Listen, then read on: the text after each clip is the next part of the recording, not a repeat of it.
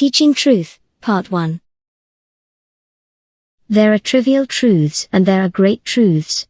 The opposite of a trivial truth is plainly false. The opposite of a great truth is also true. Niels Bohr. Profound things are simple. If it is not simple, it cannot be true. But simple things are difficult. Douglas Harding. Those who are qualified to teach, those few like the Maharshi, said that silence was more efficacious, but in early stages teaching can only be given via a series of untruths diminishing in inveracity in ratio to the pupil's apprehension of the falsity of what he is being taught. Truth cannot be communicated. It can only be laid bare. Wei Wu Wei.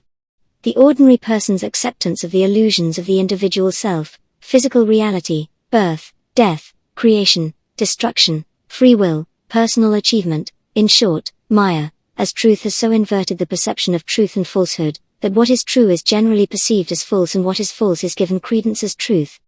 In this environment, a teacher who speaks the naked truth will be perceived by the ordinary person as speaking falsehood or, perhaps, as lunatic. Through no fault of his own, the listener, because of his conditioning, will not give himself the chance to hear or understand what is being said. Thus, out of compassion for the listener, in order to initiate the process of coming to understanding, the teacher will sometimes begin by couching a small amount of truth in images, illustrations or thought categories which are known to the teacher to be essentially erroneous. The listener, on the other hand, will perceive this teaching as mostly true, i.e. familiar, with a small and perhaps puzzling element of what seems to be untruth. If this is explored and his own presuppositions challenged, the listener may with help understand the truth of what he had perceived as the small untruth.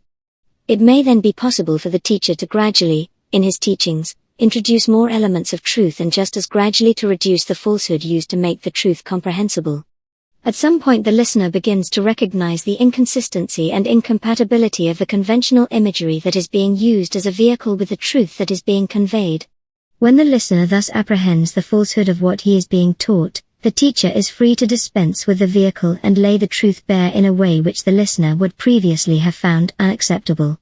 Since truth is beyond concepts and language, this exposing of the truth will necessarily include less and less in the way of statements of what is, and more pointers by way of what is not, i.e. the via negativa, until perhaps at length the listener may actually reach a point where she is able to hear and understand the truth in silence, about which Ramana Maharshi said that it is the only accurate expression of truth, but unfortunately very few are capable of hearing it.